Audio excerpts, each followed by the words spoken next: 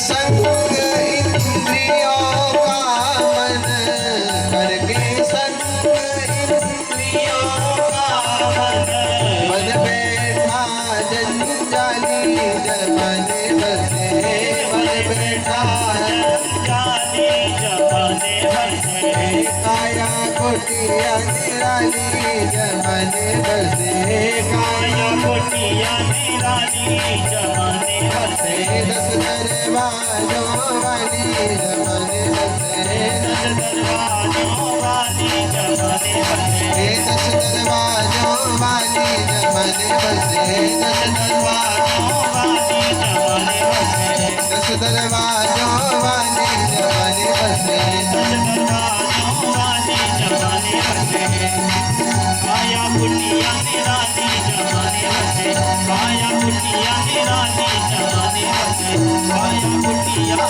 निराली।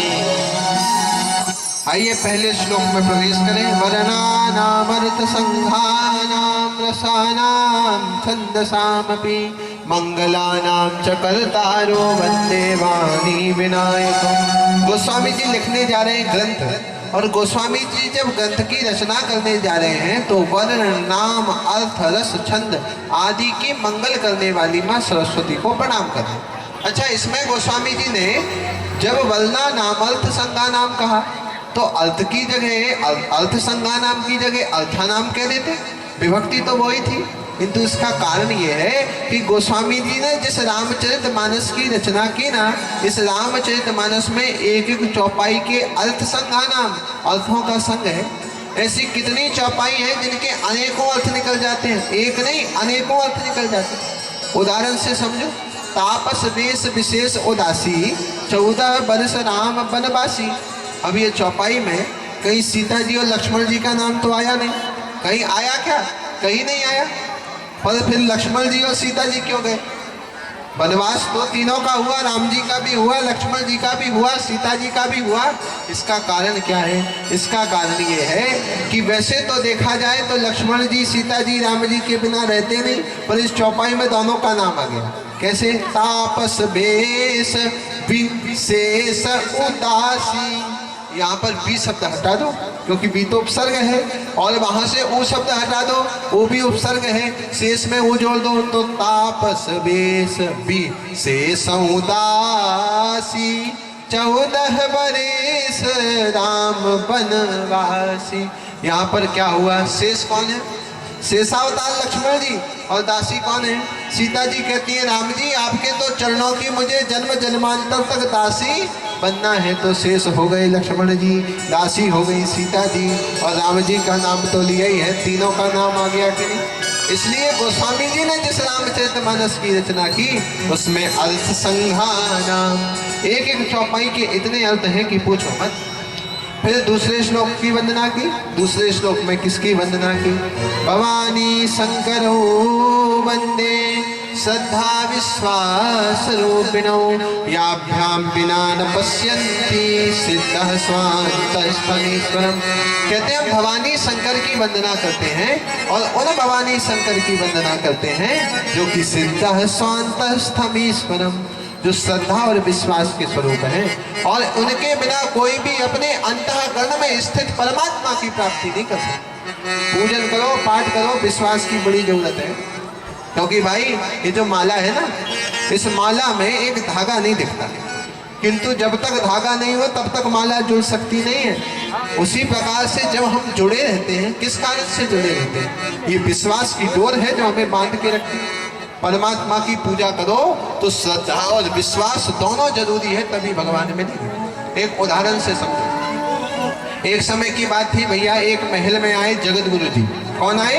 जगत गुरु भगवान। एक किसान था, उसने सोचा हम तो इन जगत गुरु जी से ही दीक्षा लेंगे और इनसे दीक्षा लेके इनके मंत्र का जाप किया करेंगे। पर हुआ क्या, जगत गुरु जी तो प्रोटोकॉल में थे, महलों में थे। अब राजा के महल में कहाँ जगत गुरु जी का दर्शन हो? बेचारा बड़ा परेशान हुआ। किसी ने कहा रोज कमंडल लेकर गंगा जी स्नान करने जाते हैं, और जब ये स्नान करने जाए तभी इनके पैर पकड़ के गुरु दीक्षा ले लेना। उसने कहा ठीक है। सुबह के 4 बज रहे थे, कमंडल पकड़ के महात्मा जी जा रहे थे, और जैसे ही महात्मा जी गए तो वह किसान महात्मा जी के पैरों को पकड़ लिया और कहा मैं आपसे गुरु दीक्षा चाहिए, आप ही कान में मंत्र फूंक दो।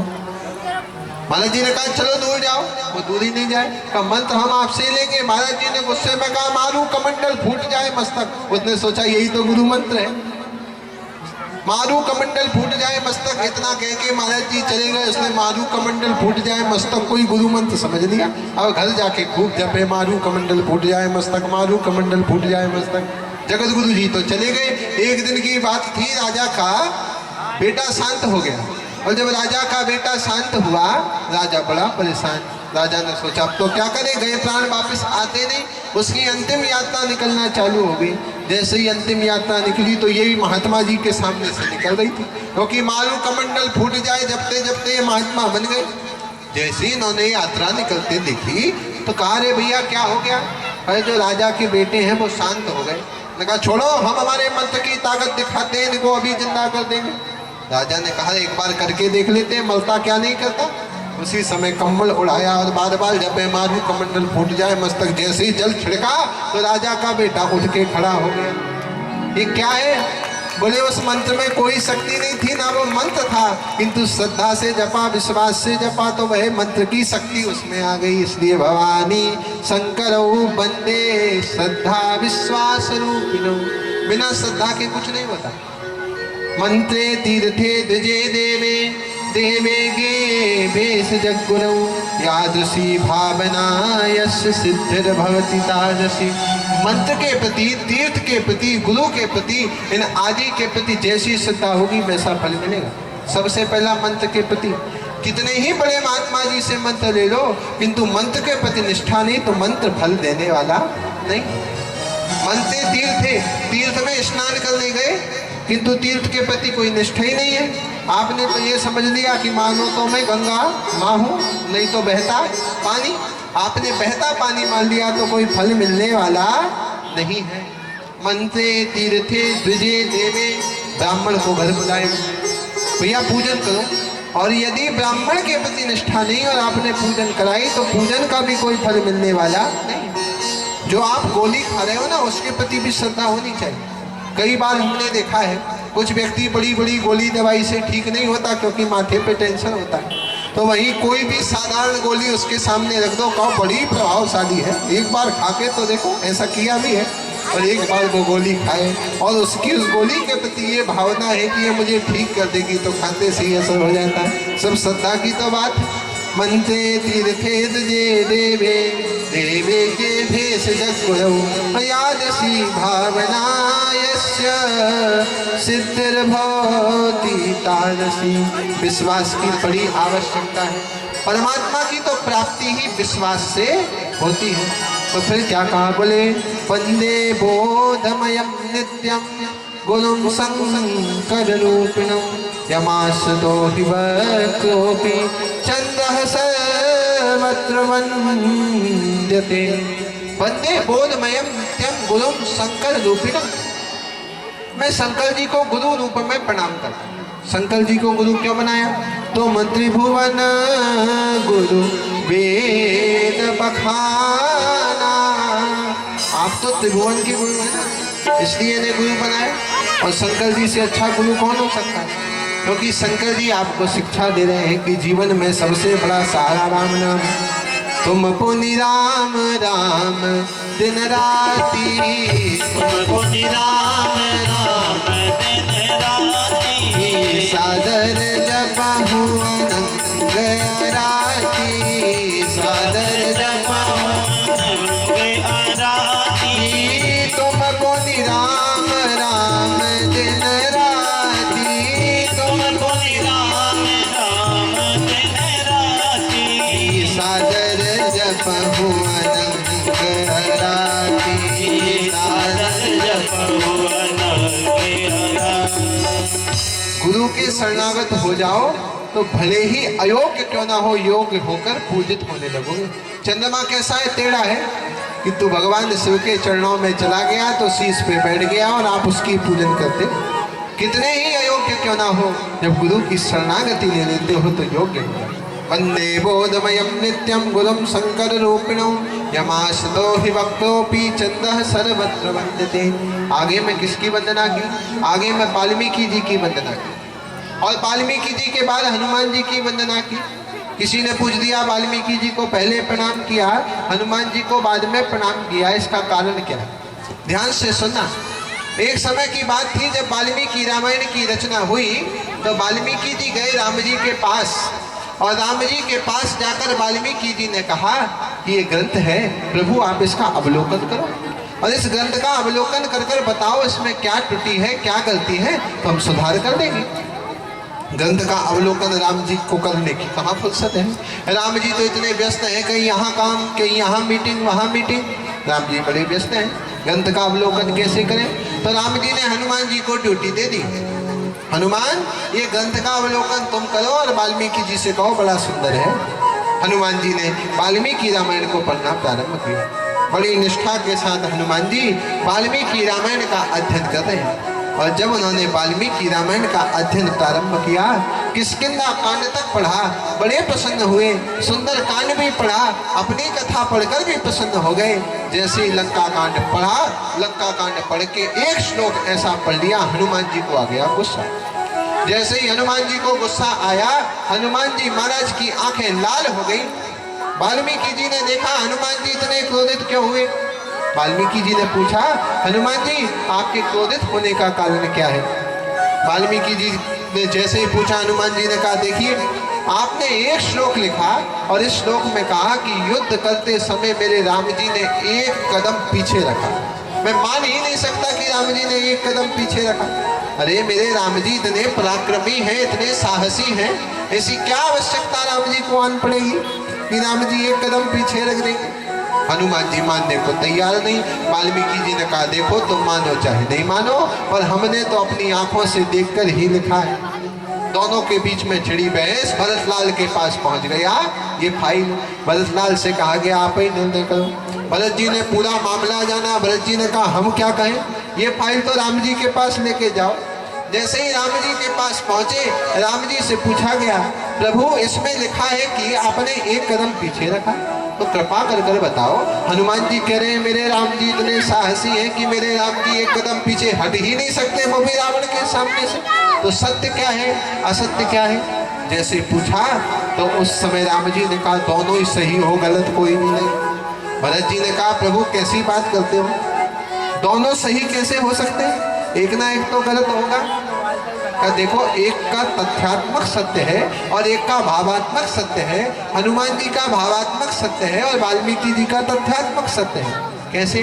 का जब वाल्मीकि जी ने देखा कि मैं एक कदम पीछे हटा, उस समय हुआ क्या था कि रावण से युद्ध करते करते हम इतने पास पहुंच गए, इतने पास पहुंच गए कि तीर चलाने की कोई जगह ही नहीं बची। और जब तीर चलाने की कोई जगह ही नहीं बची तो हम एक कदम पीछे हट गए। और इसलिए वाल्मीकि जी ने लिखा, और हनुमान जी का कहना इसलिए सही है क्योंकि मैं रावण से डर के पीछे नहीं हटा था। और कवि का मतलब क्या होता है? एक है कवीश्वर, एक है कपीश्वर। का मतलब होता है ज्ञान, वी का मतलब होता है अभिव्यक्ति। जो ज्ञान की अभिव्यक्ति करे वो कवि है, और पी का मतलब होता है पीना, जो ज्ञान का पान करे वो कवि।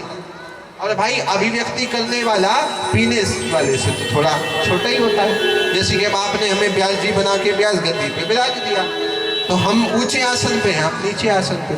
और अंतर इतना है कि हम चौकी पे बैठे तो हम चौकीदार, और आप जमीन पे बैठे तो आप जमींदार। अब आप बताओ चौकीदार बड़ा कि जमींदार? अरे भाई चौकीदार का तो काम है जागते रहो, तो हम भी व्यासपीठ से कहते रहते हैं जागते रहो, भजन करते, और आप जमींदार बैठ के जाग रहे हो हमारे चिल्लाने पर। इसलिए कवीश्वर जो शब्द है वो पहले कहा गया क्योंकि ये ज्ञान की अभिव्यक्ति करते हैं, और हनुमान जी ज्ञान का पान करते हैं। राम कथा सुनिबे को रसिया, राम कथा सुनिबे को रसिया, राम लखन सीता मन बसिया, राम लखन सीता मन बसिया। राम कथा सुनने के बड़े रसिया हैं और इन्हें कभी प्यासी ही नहीं लगती। जब स्वयं प्रभा से मिलने गए हैं, गुफा में प्रवेश किया तो हनुमान जी को प्यास लगी नहीं। अच्छा हनुमान जी को प्यास क्यों नहीं लगी? बोले जो छाया में होता है ना उसे प्यास नहीं लगती। तो हनुमान जी कौन सी छाया में थे? कहा जब हनुमान जी प्रस्थान कर रहे थे तो राम जी ने आशीर्वाद दिया और दोनों हाथ हनुमान जी के ऊपर रख दिए और राम जी के आशीर्वाद की छाया में हनुमान जी थे, इसलिए प्यास लगी ही नहीं।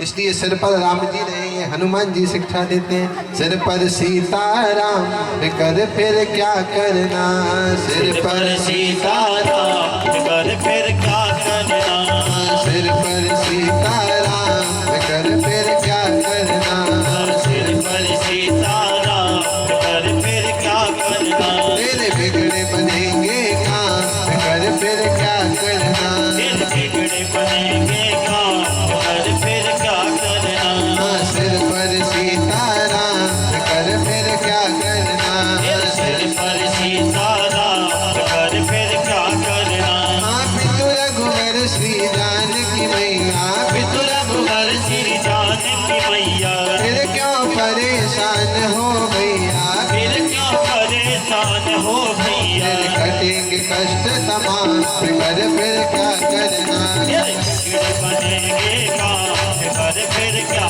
करना, सिर पर सीताराम कर फिर क्या करना, सिर पर सीताराम कर फिर क्या करना, तेरे बिगड़े बनेंगे काम कर फिर क्या करना, बिगड़े बनेंगे काम कर फिर क्या करना,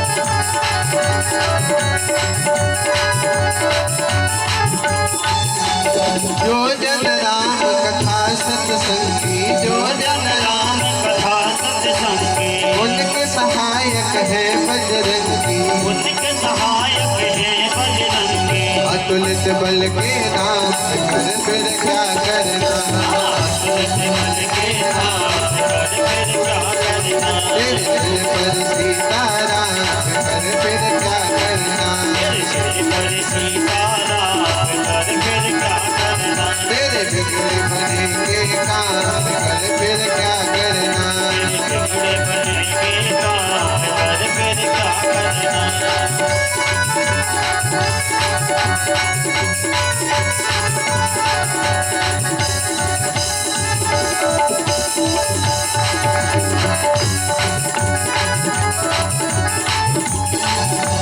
अगर प्रभु मनमानी करेंगे, अगर प्रभु बलिदान करेंगे, नहीं शरणागत पीर हरेंगे, नहीं शरणागत पीर हरेंगे, नहीं शरणागत पीर हरेंगे, नहीं शरणागत पीर हरेंगे, होगा बिरद बदनाम कर फिर क्या करना, होगा बिरद बदनाम कर फिर क्या करना, सिर पर सीताराम कर फिर क्या करना,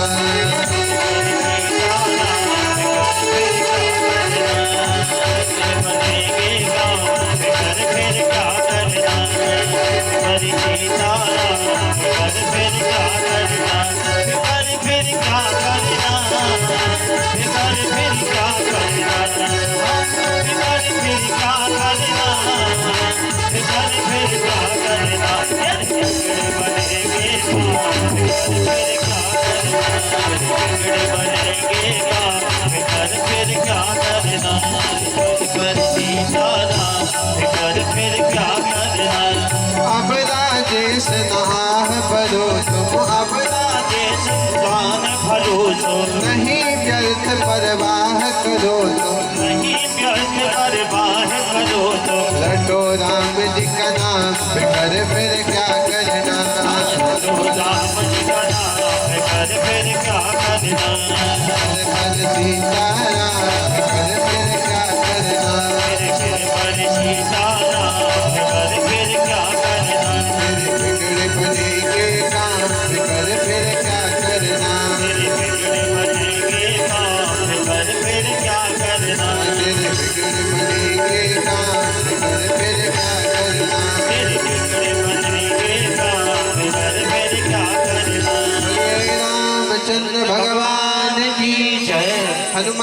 राम जी की छाया में रहते हैं। और हनुमान जी का जो रोल है ना, सबसे डिफिकल्ट है। हनुमान जी राम जी की सेवा का धर्म निभा रहे हैं। और भरत जी ने क्या कहा? सबते सेवक धर्मो कठोरा। भाई कहना आसान है और उस पर अमल करना बड़ा कठिन होता है। और हनुमान जी तो सबको बड़ी सुंदर शिक्षा देने आए। कहना बड़ा आसान है भाई, ये करो वो करो, और जब खुद पे बात आती है। एक कथावाचक जी थे, कहते थे कि भैया कभी भी लहसुन प्याज नहीं खाना चाहिए। और फिर घर गए और श्रीमती जी से कहा कि जरा सब्जी तो बनाओ। श्रीमती जी ने कहा कैसी बनाना? का बढ़िया लहसुन प्याज डाल के बनाओ। व्यासपीठ से तो कह रहे थे कि ऐसा खाना नहीं खाना चाहिए, हमसे कह रहे हो सब बांध के बनाओ। इसका कारण क्या है? तो वो कथावाचक जी ने कहा देखो भाई, हमने चौकी से बात कही थी और चौकी की बात चौके में नहीं चलती। कभी कभी कहना आसान और उसका पालन करना कठिन हो जाता है। एक समय की बात थी, एक जगह चल रही थी रामलीला, और जैसे ही रामलीला चली तो रावण को का हो गया बुखार, तबीयत खराब हो गई। और रावण की तबीयत खराब हुई तो सब बड़े परेशान कि अब किसको रावण बनाए, किसको रावण बनाए। तो वहीं पे एक था बुद्धू हलवाई, बड़ा हष्ट पुष्ट था, बढ़िया शरीर था उसका। तो सोचा एक काम करते हैं, इसे ही रावण बना लेते हैं, बढ़िया 10 मुख लगा देंगे और रावण बन के तैयार हो जाए। बुद्धू हलवाई के पास गए, दिखने में तो हष्ट पुष्ट था पर बड़ा सीधा साधा था। कहा भैया आपको रावण बनना है? कहा हम कैसे रावण बनेंगे, हम तो हलवाई का काम करते हैं। अरे कुछ नहीं, बस रावण की वेशभूषा पहन लेना, बोलना तुम्हें कुछ नहीं है। जैसे ही सामने वाला पूछा तुम कौन, तो बोल देना मैं लंकापति दशानन रावण। उसने कहा ठीक है, हमें आपकी शर्त स्वीकार। बढ़िया उसे वेशभूषा पहनाई गई, रावण का रूप दिया गया। और जैसे ही रावण का रूप दिया गया, मंच पे रामलीला मंचन प्रारंभ हो गया। रामलीला मंचन प्रारंभ हुआ, अंगद आया। अंगद रावण संवाद था उस दिन। अंगद के हाथ में गदा है, पूछा बता हे तू कौन है राजगद्दी पर बैठा हुआ? उसने कहा कुछ नहीं, हम तो रावण है, दशानन है। बड़ा घबरा गया। अंगद ने कहा बताते हो कि नहीं तुम कौन हो? कहा हम तो दशानन रावण है। अंगद ने फिर कहा बताते हो कि नहीं तुम कौन हो? उसने कहा कुछ नहीं, हम तो सीधे साधे बुद्धू हलवाई हैं। कभी कभी पात्र निभाना बड़ा कठिन होता है। सबते सेवक धर्म कठोरा। हनुमान जी सेवक धर्म का पालन करते हैं। हनुमान जी से पूछा गया आप कौन हो? अरे हम यदि किसी से पूछें आप कौन हो, कोई बोलेगा हम इंजीनियर हैं, कोई बोलेगा डॉक्टर हैं। पर हनुमान जी कहते राम दूत में मां तू जान की, राम दूत में बात जाने की, सत्य शपथ करुणा निधान की, सत्य शपथ करुणा निधान की। दासो हम कौशलेन्द्रस्य रामस्याक्लिष्टकर्मणः। कहा कि मैं तो रामदास हूँ, इसलिए हनुमान जी को प्रणाम किया गया, सीता जी को प्रणाम किया। उद्भव स्थिति संहार कारिणी क्लेश हारिणी। जो उद्भव अर्थात उत्पत्ति करे, पालन करे, पालन के साथ साथ संहार भी करे, वो सीता जी है। क्योंकि उपज ही जास अंश गुण खानी, अगणित लक्ष्मी उमा ब्रह्मा। इनके तो अंश से ही अनगिनत लक्ष्मी उमा और ब्रह्माणी उत्पन्न होती है। ऐसी सीता जी, और सीता जी है माँ। और एक बात तो आपने सुनी होगी, पुत्र भले ही कुपुत्र हो जाए, माता कुमाता नहीं होती। एक समय की बात है, माँ सीता जी बैठी हुई हैं अशोक वाटिका के नीचे। खबर आई कि राम जी युद्ध जीत चुके हैं। जैसे ही खबर प्राप्त हुई, सीता जी बड़ी प्रसन्न हुई। वहीं राम जी ने कहा हनुमान जाओ, जाकर सीता जी को लेकर आओ, क्योंकि सीता जी तुम्हें पहचानती हैं। हनुमान जी लेने गए, और जैसे ही हनुमान जी लेने गए, सीता जी को देखा, सीता जी वृक्ष के नीचे बैठी हुई हैं। सभी राक्षसियों को देखा। हनुमान जी ने कहा माँ मैं समझ सका हूँ, ये सब आपको बड़ी प्रताड़ित करती। एक बार सिर्फ आदेश दे दीजिए, इस गदा का प्रहार करके सभी राक्षसियों को मार दूंगा। सीता जी ने कहा हनुमान जरा शांत रहो। संतस चरित्र भूषणम, संतों का आभूषण उनका सच्चरित्र होता है, तुम्हें क्रोध करने की आवश्यकता नहीं। हनुमान तुम इन सभी को मारने की बात करते हो। अरे भले ही एक पुत्री क्यों ना हो, पर ये मैं इनकी माता हूँ। और क्या माता अपने पुत्र के साथ पुत्री के साथ बुरा होते देख सकती है? उसी समय सभी राक्षसियों को माँ सीता जी ने अपने गले से लगा लिया। ये तात्पर्य ये है कि माता को माता कभी नहीं होती। मेरे राम जी भले ही कभी क्रोध करते हैं, पर सीता जी तो माता है, और सीता जी कभी क्रोध नहीं करती, क्योंकि माता जो होती है वो सदैव प्रसन्न होती है, ममता की छांव में अपने बालक को रखती है। इसलिए उद्भव स्थिति संहार कारिणी क्लेश हारिणी सर्वश्रेयस्करीं सीतां नतोऽहं राम वल्लभाम्। राम जी को प्रणाम किया, और राम जी को प्रणाम करके कहा गया कि ये सब जगत इनकी माया है। जैसे कि यदि सांप अंधेरे में दिख जाए तो होता तो रस्सी है, और जब टॉर्च मार के देखो तो पता चलता है ये तो रस्सी है, तो सांप का भ्रम पाल के बैठे। उसी प्रकार से जगत सब झूठा है, किंतु जब तक ज्ञान की चक्षु से जगत को नहीं देखो तब तक ऐसा प्रतीत होता है कि सत्य है। और जब कथा में आ जाओ और संत महात्मा आपको ज्ञान के चक्षु प्रदान कर दे, और उस ज्ञान के चक्षु से जब संसार को देखोगे तो ये सत्य ही प्रतीत होगा। कहने का तात्पर्य है कि ये संसार तो मिथ्या है। शंकराचार्य जी ने कहा ईश्वर सत्यम जगत मिथ्या, ईश्वर सत्य है जगत मिथ्या है।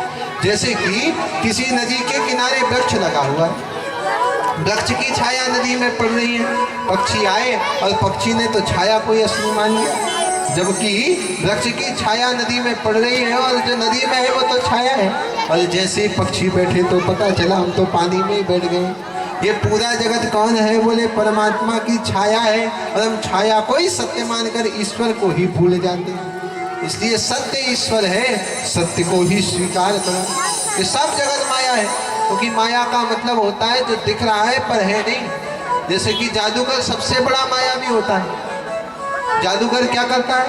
पता तो आपको है कि हाथ की सफाई है, किसी व्यक्ति को काट देगा, कुछ सामने प्रकट कर देगा, एक कबूतर को 5 बना देगा, है तो ये हाथ की सफाई। तो जो सत्य नहीं है वो भी आपको सत्य प्रतीत हो रहा है। ऐसे ये संसार भी माया है, किंतु उन परमात्मा की शरणागति ले लेने पर जीव माया से रहित हो जाता है। राम जी को प्रणाम करके गोस्वामी जी ने कहा कि स्वांतः सुखाय तुलसी रघुनाथ गाथा। मैंने तो स्वांतः सुख के लिए ही रघुनाथ की गाथा को गाया है। जैसे कि कोई व्यक्ति अपने घर के सामने ट्यूबलाइट को लगा दे, उस ट्यूबलाइट के प्रकाश में कोई गरीब बालक पढ़े और पढ़कर अव्वल स्थान पर आ जाए, किंतु ट्यूबलाइट तो बाहर इसलिए लगाई हुई है कि उसके प्रकाश से हमारी सड़क प्रकाशित रहे, किंतु उसी के प्रकाश में कोई बालक पढ़कर अव्वल स्थान प्राप्त कर ले तो उस बालक का सौभाग्य। उसी प्रकार से गोस्वामी जी ने स्वांतः सुख के लिए रामचरितमानस की रचना की, और इसकी ही छाया में, इसके ही प्रकाश में हम अपने चरित्र को संभाल ले तो इससे बड़ी बात है क्या? स्वांतः सुखाय तुलसी रघुनाथ गाथा। गणेश जी को प्रणाम किया। जो सुमिरत सिद्धि हो गणनायक करिवर बदन करहु अनुग्रह सोई बुद्धिराशि शुभ गुण सदन। गणेश जी कौन है? गण धन ईशा। गण माने होता है इंद्रिय, और ईश माने देवता। जो इंद्रिय के देवता हैं वो गणेश है। आपने हाथी को तो कभी देखा ही होगा, हाथी की आंख कितनी सूक्ष्म होती है, और गणेश जी का सिर किसका लगा हुआ? हाथी का ही लगा हुआ। मानो कि गणेश जी शिक्षा दे रहे हैं सूक्ष्म दृष्टा बनो। कोई भी दृश्य को देखो तो उसकी सूक्ष्मता का, उसके तत्व का बोध आपको हो जाना चाहिए, क्योंकि हम जैसा देखेंगे समाज हमें वैसा ही देखेगा। काला चश्मा पहन लिया तो सामने भले ही कुछ गोरा क्यों ना हो, पर काले चश्मे पहन के सब कुछ काला ही दिखेगा। यदि वासना का चश्मा पहना है तो संसार वासना युक्त दिखेगा। जैसा चश्मा पहनोगे वैसा तो संसार दिखेगा। इसलिए गोस्वामी जी ने कहा ना, जाकी रही भाव ना जैसी, जाकी रही भाव ना जैसी, रघु मूर्ति देखी जिन तैसी, रघु मूर्ति देखी जिन तैसी। जिसकी जैसी भावना हो वैसे ही उसे समाज और संसार दिखने लगता है। एक समय की बात थी, एकनाथ जी कथा सुना रहे थे, ध्यान से सुनना। एकनाथ जी ने जब कथा सुनाई तो अपनी कथा में कहा कि जब अशोक वाटिका में सीता जी बैठी हुई थी ना, तो वहां पर जो पुष्प थे वे श्वेत रंग के थे। कौन से रंग के थे? श्वेत रंग के थे। और जैसे ही एकनाथ जी की कथा को सुना और हनुमान जी ने सुन लिया कि एकनाथ जी कह रहे हैं कि अशोक वाटिका के पुष्प सफेद रंग के थे, तो हनुमान जी को क्रोध आ गया, क्योंकि जहाँ जहाँ राम कथा चले वहाँ वहाँ हनुमान जी तो उपस्थित होते ही, क्योंकि राम कथा सुनिवे को रसिया। अब हनुमान जी ने जैसे सुना, हनुमान जी हो गए प्रकट और हनुमान जी ने कहा एकनाथ जी आप झूठ बोल रहे हो, पुष्प वहां पर श्वेत रंग के नहीं थे, वहां पर पुष्प तो लाल रंग के थे। एकनाथ जी ने कहा देखो हम कुछ नहीं जानते, हमने ग्रंथों का अध्ययन किया है और ग्रंथों के अध्ययन से हमें ये पता चला कि वहां के पुष्प तो सफेद रंग के थे। हनुमान जी ने कहा अशोक वाटिका आप गए थे कि हम गए थे? अशोक वाटिका तो हम गए थे ना, हम जो बताएंगे वही सही होगा, वहाँ के पुष्प लाल रंग के थे। दोनों में छिड़ी बैल, तो सीता राम जी के पास गए। जैसे ही सीता राम जी के पास गए, सोचा यहाँ से कोई सुलह हो जाएगी। राम जी से पूछा गया कि आप ही कृपा करके बता दो, अशोक वाटिका के पुष्प सफेद रंग के थे कि लाल रंग के थे? हनुमान जी कहते हैं लाल रंग के, एकनाथ जी कहते हैं सफेद रंग के। सीता जी बीच में बोली ना लाल रंग के थे ना सफेद रंग के थे, वो तो श्याम रंग के थे। अब भैया तीन रंग के। राम जी से कहा गया आप ही कुछ सुलह करो। राम जी ने कहा देखो भैया ये जो पुष्प थे ना, ये पुष्प तीनों ही रंग के थे, ये तीनों सही कह रहे हैं। अरे तीनों सही कैसे कह सकते हैं? एक ही पौधे में एक ही रंग के पुष्प ही होंगे ना, अनेक रंग के पुष्प कैसे होंगे? तीनों इसलिए सही हैं क्योंकि रंग तो सफेद ही था, किंतु हनुमान जी क्रोधित थे और आंख लाल से जब पुष्प को देख रहे थे तो पुष्प लाल दिख रहे थे।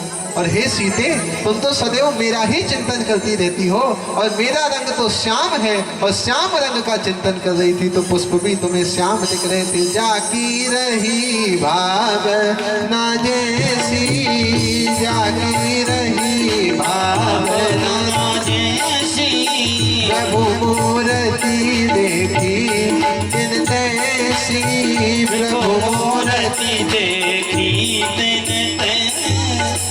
गणेश जी को प्रणाम किया और गणेश जी को प्रणाम करने के पश्चात अब नारायण को प्रणाम कर दें। जा सुकृपा सुदयाल नवम सकल कलिमल दहन। भगवान शिव को नारायण को प्रणाम किया। भगवान की कृपा के बिना कुछ संभव भी नहीं, क्योंकि भगवान तो सबसे बड़े कृपालु हैं। यदि आप ये मान लो कि जीव ही सब कुछ कर रहा है तो आप करने वाले हो नहीं। इतना बड़ा संसार, उसमें से एक पृथ्वी, पृथ्वी में से आ गया मध्य प्रदेश, मध्य प्रदेश में होशंगाबाद, नर्मदापुर जिला, उस नर्मदापुर में बाबई, बाबई में कोटगांव, कोटगांव में एक फुट की जगह में बैठ के कथा सुन रहे, तो भी अपने आप को अभिमानी मानना, तो भी अपने आप को अभिमानी मानना। भाई आप सिर्फ और सिर्फ ईश्वर अंश जीव अविनाशी, ईश्वर के अंश हो, इसके अतिरिक्त और कुछ भी नहीं। और यह बात का हमें बोध हो जाना चाहिए कि हम ईश्वर के अंश हैं। कहने का तात्पर्य भगवान की कृपा के बिना कुछ संभव नहीं। रावण के पास क्या नहीं था? सब कुछ था ना रावण के पास। सोने की जिसकी लंका थी, क्या उसके पास धन की कमी होगी? कोई भी व्यक्ति एक तोले की चेन पहन के चलता है तो बताता है ऐसे कॉलर खोल के, अरे वही आपकी चेन कोई रावण के महल में डाल दे तो क्या पता चलेगी कहाँ गई? जिसका इतना बड़ा महल था, सब कुछ जिसके पास था, वो व्यक्ति सफल क्यों नहीं हो पाया? क्योंकि राम जी की कृपा से वंचित था। विभीषण राम जी की कृपा से पूर्ण थे तो सफल हो पाए। एक दिन लड़ाई हो गई शून्य में, एक के सामने शून्य लगा 10 हो गए, 10 के सामने शून्य लगा 100 हो गए, 100 के सामने शून्य लगा 1000 हो गए। आपस में शून्य लड़ने लगे, कहा हम बड़े हम बड़े हम बड़े। इतने में जो एक का अंक था वो चला गया, अब आपस में लड़ते, जीरो ही बचे कि नहीं? उसी प्रकार से यदि ठाकुर जी की कृपा है तो सफलता है, और कृपा हट गई तो अस्तित्व बचने वाला नहीं। आज की कथा को यहीं विश्राम देंगे, क्योंकि माताओं हम समझते हैं 5 बज जाता है और घर पहुंचते पहुंचते अंधेरा हो जाता है, पंडाल बहुत दूर है, इसलिए अब कथा को हम विश्राम देंगे। पूज्य महाराज श्री के सानिध्य में आरती होगी, फिर आप यज्ञ नारायण भगवान की आरती करके प्रस्थान करें। कल फिर भगवत चर्चा और हरी इच्छा जो होगी वो आपको सुनाएंगे। हरे राम राम राम सीताराम राम राम, हरे राम राम राम राम राम राम, हरे राम राम राम सीताराम राम।